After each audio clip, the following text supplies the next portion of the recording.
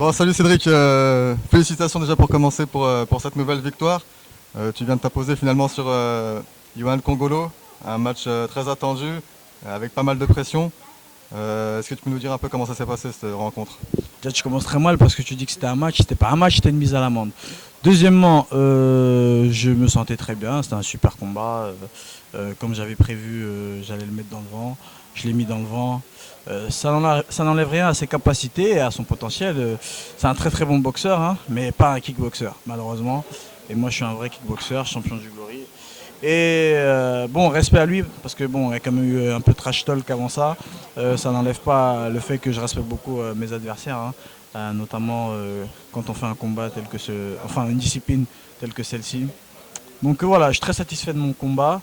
Quelques petites lacunes encore que je vais régler. Il y a des réglages. Je continue d'évoluer, je continue de progresser et c'est ça qui me fait plaisir.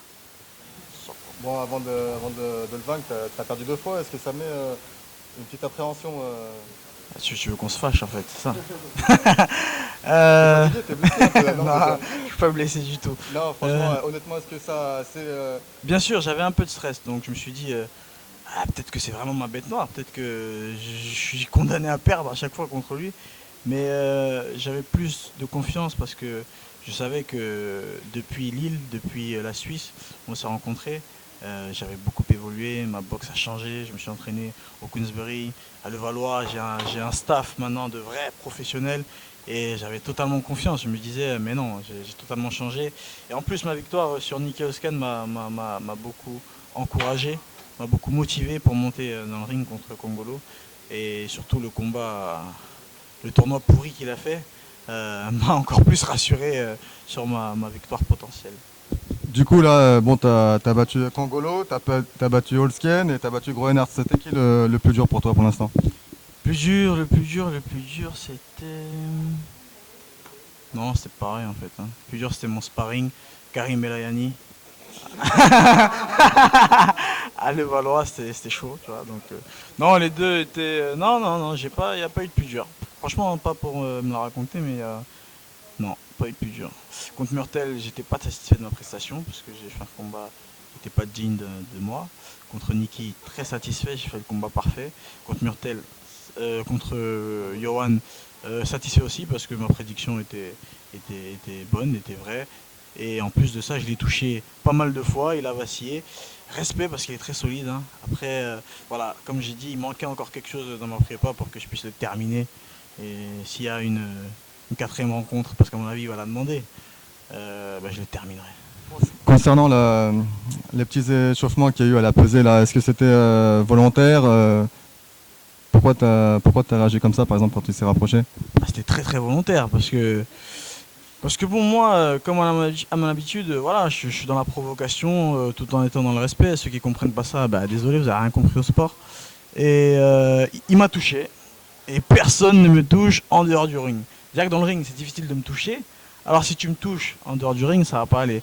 Donc il m'a poussé, donc j'ai juste répondu, je l'ai poussé. Après, on n'a pas échangé de coups, il a essayé, mais j'ai vu que Coremers avait encore des bons restes, il l'a pris en guillotine et il l'a calmé, tu vois. T'as des concurrents, enfin des concurrents, des adversaires français Ouais. qui... C'est bon. T'as des adversaires français donc, qui t'attendent au tournant. Je parle de Pinto et je parle aussi de Jimmy Vino qui a été annoncé tout récemment et qui arrive au Glory dans ta catégorie. Qu'est-ce que tu penses de Jimmy? Est-ce que tu le suis un peu? Qu'est-ce que tu penses de lui? C'est qui? Je connais pas. Non, Jimmy, en plus, j'aime bien. Jimmy, très très bon, mais en K1, aucune chance. En Muay, super, un jeune qui monte. Respect, parce que j'adore en plus son style en Muay Thai. Mais en K1, arrête, frère. Arrête. Arrête. Tu peux pas. 77 kilos en plus. Frère, qui a signé le contrat à ta place? Mais sérieux. Non, non, non, respect à lui, mais 77, c'est pas. Non, non, non, il va tomber.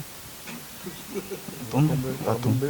Il va tomber par Doumbé, s'il arrive à Doumbé. Parce que pour arriver à Doumbé, il faut arriver. Tu vois,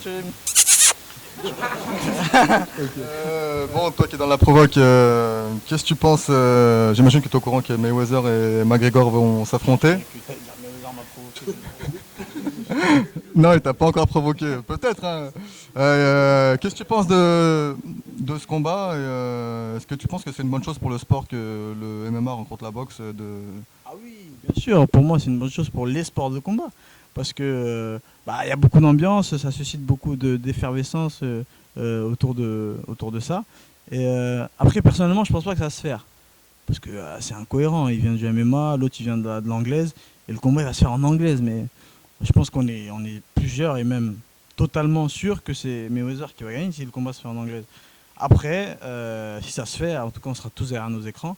Et c'est ça le sport. C'est ça qui fait que tout le monde a envie de regarder. Donc moi c'est super, j'adore.